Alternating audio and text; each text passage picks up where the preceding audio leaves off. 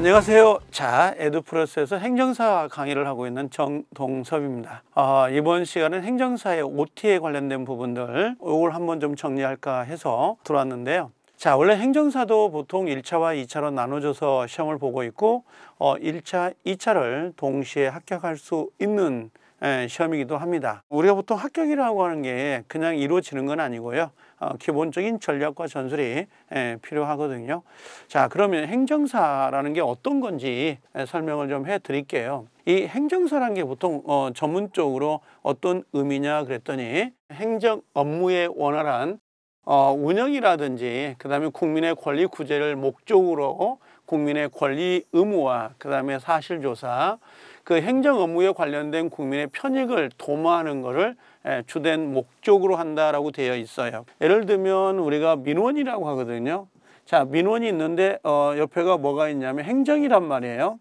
행정기관이 있는데 그러면 이 민원인 입장에서는 일 처리하다 보면 잘 모를 수도 있고 복잡하다 보니까 절차가, 또 행정기관 입장에서는 민원인에게 뭔가를 설명했을 때 말이 통하지 않는다 그럴 수 있잖아요. 그러면 이 중간에 가교 역할을 하는 게 바로 이 행정사의 업무라고 보시면 돼요. 그러면 행정기관의 업무도 원활하게 이루어질 수도 있는 것이고, 그 다음에 민원인들, 즉 국민들 입장에서도 손쉽게 행정기관에게 뭔가를 요구할 수 있는 그런 권리가 보호될 수도 있다라고 하는 거, 그 가교 역할, 중간의 역할을 하는 게 행정사다라고 보시면 됩니다.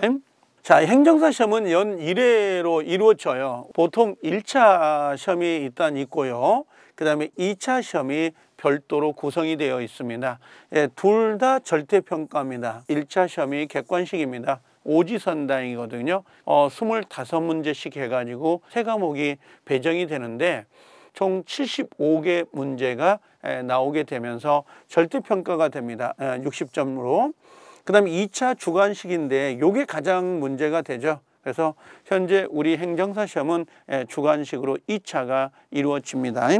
자, 먼저 시험 일정을 한번 봐볼까요? 행정사 시험 일정은 대부분은 원서 접수 1차가 보통 4월 달에 이루어집니다. 필기 시험은 보통 6월 첫 주에 보통 시행이 돼요. 거의 대부분들이 그렇습니다. 확답은 아니고 예정이라고 생각하면 되고요. 그 다음에 합격자 발표는 한 달 뒤에 뭔가 이루어진다라고 보시면 돼요. 그래서 7월 첫 주에 이루어지는 거고요.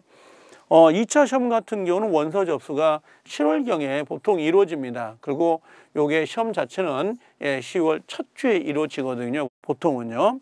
그 다음에 요게 합격자 발표가 12월 달 보통 첫 주인데 시험 본 다음 한 달 뒤에 발표가 된다고 보시면 돼요. 그래서 원서 접수는 요 4월 달하고 그 다음에 요 7월 달 요 두 가지를 꼭 기억하고 계셔야 됩니다. 동시에 볼 수도 있고요. 1차를 먼저 본 다음에 나중에 2차를 보셔도 됩니다. 자, 응시 자격이 문제가 되는데 응시 자격은 행정사법에 제한이 없습니다. 그래서 누구나가 행정사 시험을 볼 수가 있는데 학력과는 관계가 없어요. 그래서 남녀 또 애국인도 볼 수가 있거든요. 상관은 없는데 여기 보면 법에 의한 응시 결격 사유가 정해져 있어요. 그 결격 사유에 해당되는 사람들은 행정사 시험을 볼 수가 없도록 되어 있습니다. 또 하나는 행정사 자격이 취소된 후에 3년이 경과되지 아니한 사람이 있거든요. 3년입니다. 그 사람도 응시가 제한됩니다. 이렇게 그래서 3년이 경과되지 아니한 사람은 응시할 수가 없다. 자, 그러면 응시 자격이 제한인데 자, 부정행위를 했어요. 부정행위를 해가지고 그 처분을 받은 날로부터 5년입니다. 5년이 경과되지 아니한 사람은 행정사 시험에 응시할 수 없도록 되어 있는 거고요. 그 다음에 아까 자격 취소가 된 후에요. 취소된 후에 3년이 경과되지 아니했다면 역시 행정사 시험에 응시할 수 없도록 되어 있습니다. 그 다음에 더 특이한 건 미성년자는 제한이 없습니다. 미성년자는 제한이 없는데 행정사법 5조 6조에다가 요 피성년 후견, 피한정, 그 다음에 파산자가 있는데 그 파산자가 아직 복권되지 아니했다면 시험에 응시할 수 없도록 되어 있습니다. 자, 그럼 우리가 시험 방법은 어떻게 되어 있냐? 1차 시험이 있고요. 그 다음에 2차 시험 2개로 구별이 되는데 자, 1차 시험은 보통 민법 총칙 25문제, 행정법 25문제, 행정학 25문제 해가지고요. 총 75문제가 주어집니다. 또 시간은 75분이에요. 1분꼴로 한 문제씩을 풀어나가야 되고 답지까지 이서가 되어야 됩니다. 2차 시험은 1교시, 2교시 나눠지는데요. 1교시는 민법 중에서 계약법을 위주로 보고요. 그 다음에 행정, 절차론이 들어갑니다. 여긴 주관식이고 논술형이에요. 그래서 보통 시험 시행령은 과목별로 4문제라고 되어 있는데요. 2문제가 나올 수도 있고 4문제가 나올 수도 있고 많게는 5문제가 배정이 될 수도 있습니다. 근데 100분 내에 모두 시험을 풀어내야 된다는 거, 그게 문제가 됩니다. 그래서 논술형이다 보니까, 주관식이다 보니까 답안지는 22줄짜리 답안지를 사용하게 되어 있습니다. 그 다음에 2차에서 2교시는 사무관리론하고 행정사, 실무법 역시 2개로 들어가는데요. 가장 특징적인 것은 계약법이라든지 행정 절차론이라든지 요 실무법은 사례 문제가 들어갑니다. 요 사례 문제가 꼭 한 문제가 배정이 되거든요. 그래서 한 문제가 될 수도 있고 40점짜리 아니면 2개로 문장을 만들어 가지고 20점, 20점 이렇게 배점을 주는 경우도 있습니다. 그래서 여기 계약법, 행정 절차, 행정 실무법은 사례 문제가 꼭 들어가고 사무관리론은 단순하게 외워서 쓰는 형태로 들어간다라고 보시면 돼요. 그래서 둘 다 100분씩 주어진다라고 보시면 됩니다. 자, 그 다음에 합격 기준점은 1차 시험은 전부 다 매 과목마다 전부 다 40점 이상은 맞아야 돼요. 이거 과락 점수거든요. 그리고 평균이 60점 이상이면 합격이 되는 거고요. 자, 민법과 행정 절차론, 그 다음에 사무관리, 행정사, 실무법은 역시 100점 만점에 40점 이상이어야 되고 60점 이상이 되어야 합격이 되는데, 다만 2차 시험에서 전체가 60점이 평균 점수가 나오지 않았어요. 근데 만약에 올해 예를 들면 100명 정도를 선발을 해야 된다. 근데 60점이 넘는 사람이 50명밖에 안 되더라. 그럼 50명이 부족분이 생기는 거죠. 그 50명은 60점이 넘지 않았다 하더라도 등수, 그 순서에 따라서 50명을 추가할 수 있도록 되어 있습니다. 그래서 보통 행정사 2차 시험에 평균 그 커트라인이 58점 정도 됩니다. 60점을 넘지 않더라도 합격하는 경우가 있다는 거. 또 1차 시험에 합격이 되면 다음에는 2차 시험만 응시할 수 있도록 되어 있고, 올해 1차 합격하면서 2차를 볼 수가 있죠. 한 번. 그럼 다음에 한 번 더 볼 수가 있습니다. 그런 형태로 되어 있다라고 보시면 돼요. 그래서 2차는 2번 응시가 됩니다. 1차 합격이 되면.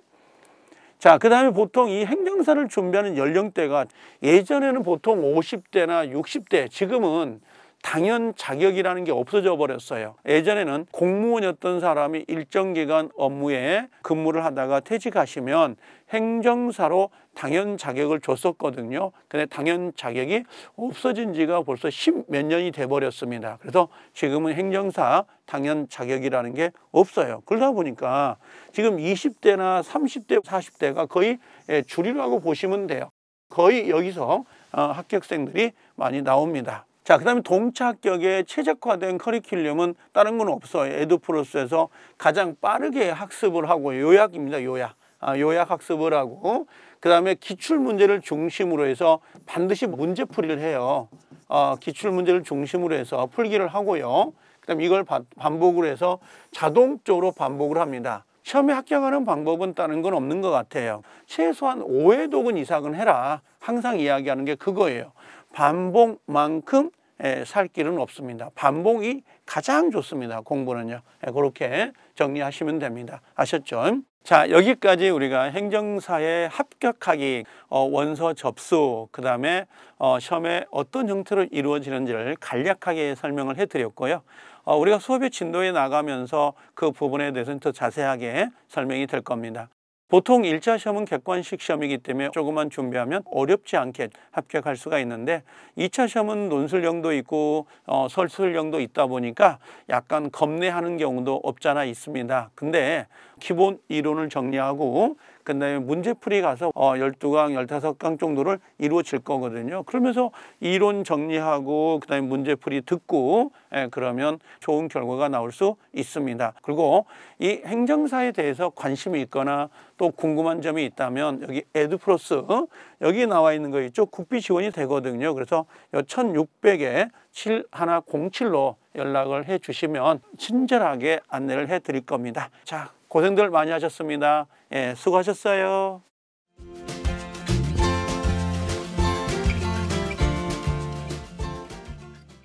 자, 여러분 안녕하십니까? 곽순광 교수입니다. 여러분들이 이제 시험 준비하시면서 여러 가지 애로가 많으시죠. 공부 방법도 자기의 공부 방법은 다 각자가 있습니다. 저한테 만약에 조언을 부탁한다면 세 가지를 많이 그런 얘기를 드려요. 첫째는 뭐냐? 기본 교재.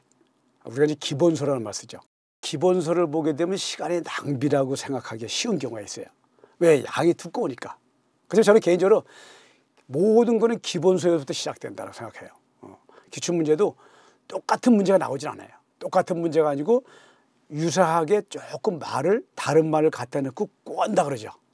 그렇게 나오는 문제가 하나 있어요. 근데 그거를 기출문제 중심으로만 보시게 되면은 그 한계가 있다. 그래서 기본서를 보시면은 그것에 파생될 수 있는 여러 가지 형태를 나름대로 자기 걸로 만들 수가 있죠. 그런 장점이 있다고 저는 기본서를 굉장히 중시합니다. 틈이 나신 대로 기본서를 보셔라. 자, 이제 두 번째, 서브노트라는 얘기를 저도 이제 중간중간에 반복해서 얘기 드리는데, 이제 서브노트도 기본 교재에 대한 서브노트를 해서 양이 100페이지다.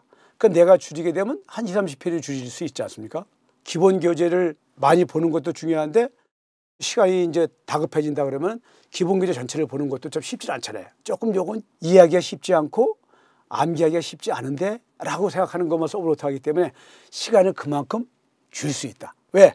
서브노트 한 거 이외의 거는 이미 내가 알고 있다는 거거든요. 그러면 그걸 서브노트 한 거에 20, 30페이지가 있다면 그 20, 30페이지를 내 눈에 익히면은 그 정도로 기본 교재 보는 거 이상으로 효과를 거둘 수 있죠. 뭐 지금은 워드가 이제 받쳤을 때가 워드를 칩니다만 저 있을 때만 해도 거의 다 썼죠. 수기를 합니다. 수기를 한다는 것 자체는 자기가 머릿속에 인식하고 있는 거 그런 걸 또 손을 통해서 하게 되면은 더 효과가 있는 것 같아요. 그래서 가급적이면 이 노트 하나를 하셔가지고 수기로 해서 하시는 게 좋고. 자, 세 번째는 기출문제에서도 제가 이제 키워드 되는 부분만 메모하십시오는 얘기를 많이 해요. 그래서 기출문제에 대한 그 서브노트를 별도로 또 하셔라, 기출문제. 왜냐하면 그런 게 액기 쓰잖아요. 기출문제가 이제 매년 맞는 것은 틀리는 것을 얘기할 때 그런 거에 대한 액기스가 딱 거기 묻어 나와요.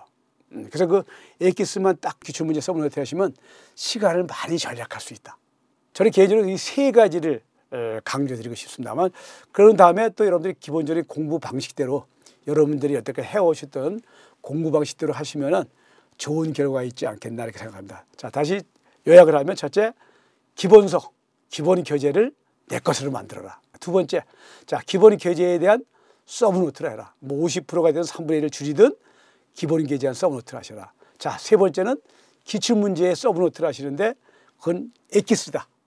액기스 분야만 그걸 해놓으시면 나중에 시간적으로 큰 전략이 될 수 있고 또 내가 각인될 수 있는 효과가 굉장히 크다. 이렇게 생각을 합니다. 아무튼 여러분들 이 시험 준비하는 건 왕도가 없는 대신 자주 눈에 익히시고 그다음에 사람이 내는 문제다. 지인사 대천명이다. 이걸로 여러분들한테 화이팅을 하고 싶습니다. 여러분 감사합니다.